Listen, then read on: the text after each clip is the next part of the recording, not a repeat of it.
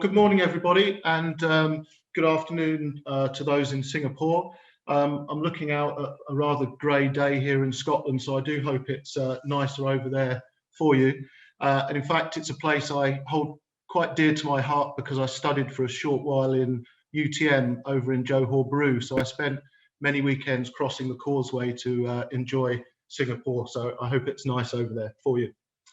So yeah, my name's Paul Banfield. I'm the technical manager in the UK, and I've worked for Veolia for about 15 years, predominantly troubleshooting and optimizing wastewater treatment plants over here in the UK, and also elsewhere in Europe as well. And it's through this I met Gavin Mallow from the National Biofilms Research Centre over here, and why he's asked me just to talk about biofilms in wastewater treatment, but from an operator's perspective. So that's what I'll be covering today. So just a quick overview of Veolia. We're reshaping our business at the moment to become the benchmark company for ecological transformation. And we deliver that through three business streams: water, waste, and energy. And we don't operate those as silos. They're very cross-functional disciplines that support each other.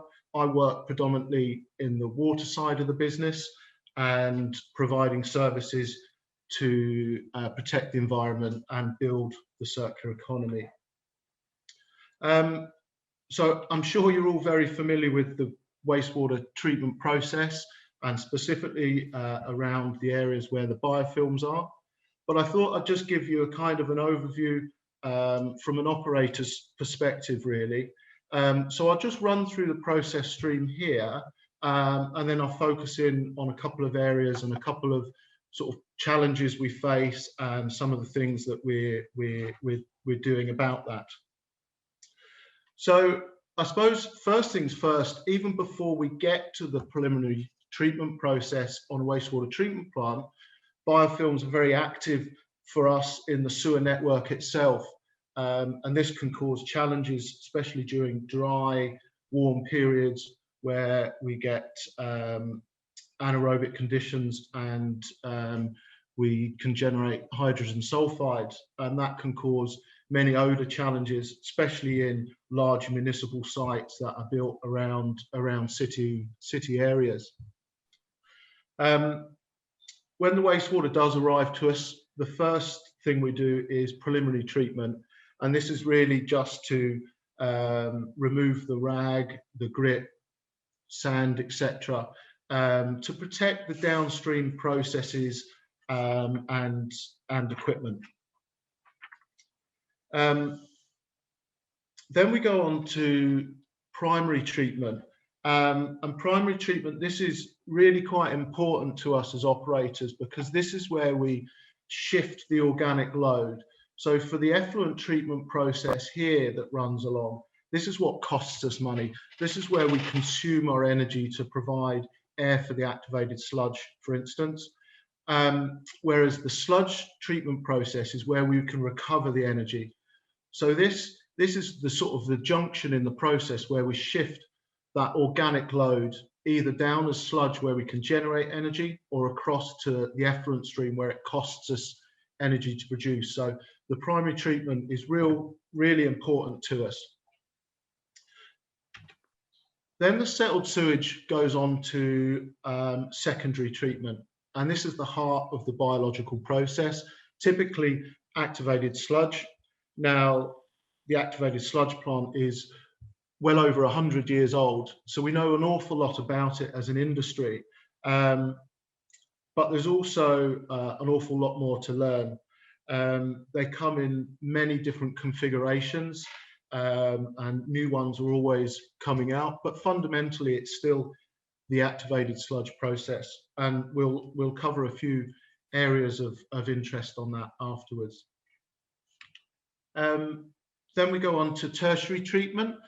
Depending on the location and the final effluent quality, that might require some polishing, etc. Now, typically, these aren't biological processes, but can be in terms of tertiary nitrification with trickling filters, where we've got biofilms there, but also could include just standard sand filtration, even UV maybe if there's a requirement for disinfection. So that's the main part of the effluent stream. And then the sludge stream, like I mentioned, is where we recover our energy. So typically we've got two forms of sludge coming from primary treatment and secondary treatment. And the main first part of the sludge process is thickening and conditioning the sludge ready for anaerobic digestion, and possibly even a pre-treatment where on some of our sites we run advanced thermal hydrolysis to try and release more energy before digestion. So after the thickening and conditioning, we go on to anaerobic digestion, where we would generate biogas, produce organic fertilizers, and recover the energy through generally CHP engines, where we reuse the heat. And the two areas I'll cover in a little bit more detail with some interests for us as operators is the secondary process, the activated sludge, and the anaerobic digestion. So if I hop on to the activated sludge plant, just a typical schematic here, as you would expect of a traditional activated sludge plant. We have the wastewater coming in, we aerate it, and this is where we obviously generate the biofilms, the microbial communities. The mixed liquor then goes off to final settlement, where we discharge the settled clarified effluent, and we return sludge back round into the process and waste sludge off to anaerobic digestion.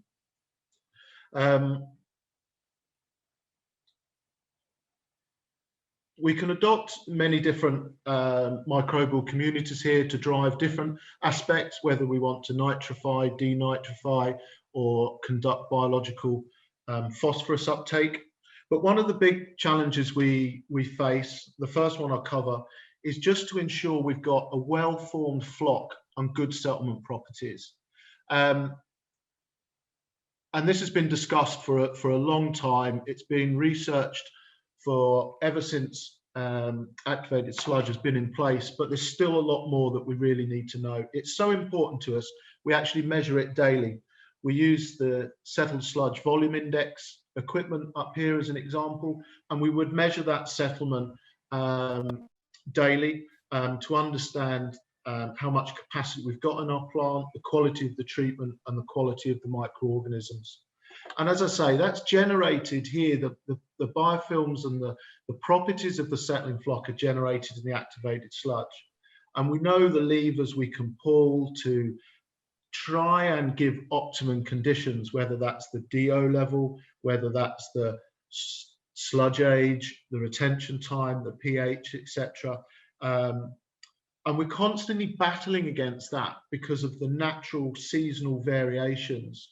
And if we don't get it right, we can get proliferation of unwanted microorganisms. Down here at the bottom, there's an example of gram stain of some Nicardia forms on one of our plants.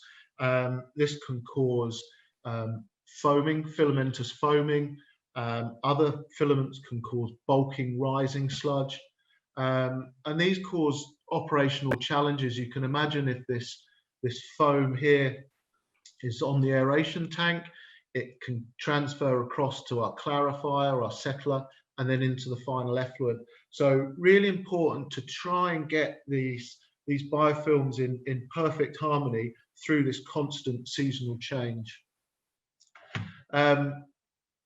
Typically our things here, we would target our sludge age to try and bring the sludge age down and out select the Nicardia forms. Different organisms, we can adopt chemical treatment to try and chlorinate with sodium hypochlorite, etc. But as I say, a real big challenge for us and the industry, which has been ongoing for an awful long time. The second topic around the activated sludge plant is a bit more new and a bit more emerging as an issue, and this is the generation of nitrous oxides. It's something as an industry we're becoming more aware of, and there's a drive now to monitor, measure, and try and mitigate these. To give some size of importance, I mean, the big emitter of nitrous oxide is the agricultural industry here, which covers about 75% of nitrous oxide emissions. But wastewater treatment is the second largest contributor at 6%. So as wastewater treatment plant operators, we've got a real ability here to try and reduce the release of what's potentially a very significant greenhouse gas. So that's obviously generated here in the activated sludge plant and released to atmosphere. And any plant that requires to nitrify and or denitrify will then potentially cause slippage and release of nitrous oxide. As in an industry, we don't know a huge amount about it with regard to how to measure it and improve it.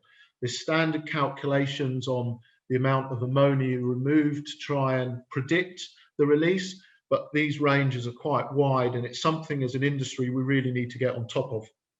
Something at Veolia we're looking at seeking funding from a local innovation competition at the moment to try and install some probes to both measure the nitrous oxide, but also measure some more wider properties around the microbial communities to understand what conditions would allow more generation and release of the nitrous oxides, and then how can we try and adapt our process operations to try and limit that. Because typically when we've looked at the impact of carbon emissions of a wastewater treatment plant, we look at the energy consumed to provide air. So a lot of our optimization is around improving oxygen transfer efficient, reducing the amount of energy to provide the air. However, that's just one part of the problem, that we've got these kind of hidden losses of greenhouse gas, which are as, if not more important, that we need to get a handle on.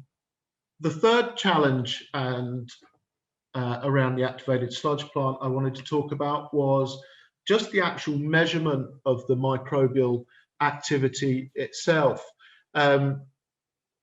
We have some quite crude methods as operators to monitor our bacterial health. We can look at the settlement properties we mentioned earlier. We can also measure the amount of dissolved oxygen, and we know if the bacteria aren't respiring, that DO level will go up, for instance. But we don't know at a more detailed, finer level what's happening. And because these biofilms and communities can be so sensitive, we really like to understand this in real time. So we've been working with a French company called Hydreca that have developed these Bionode sensors. So effectively colonizing the probe, which has an anode and a cathode, with the actual biomass from our treatment plant. They colonize that, and then that's able to measure in millivolts the microbial activity as they're respiring and breaking down the organic load. And what's quite valuable about these is when they're colonized with the bacteria from the actual plant, we can then put them at the inlet and measure the organic load, any toxicity and pollutants, and how that would affect the biomass before it even enters the activated sludge plant. We can then also have these probes in the activated sludge plant and see those real subtle differences. And where we've got these installed, where we've got a particular problem is around